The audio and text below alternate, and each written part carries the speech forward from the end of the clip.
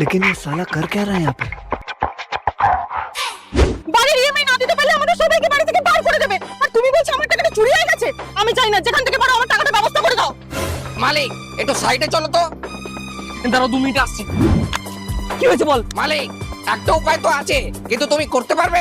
চুরি হয়ে গেছে না, দেখ তোর বয়ফ্রেন্ড নিজেই টাকাটা খরচা করে দিয়েছে।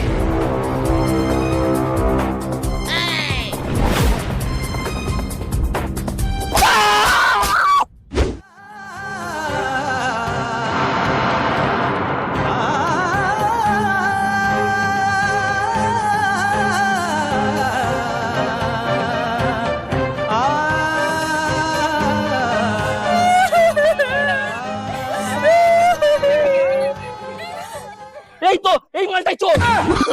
এই ধরো ধরো, তোমার পয়সা পড়ার একটা প্ল্যান আছে। শোনো,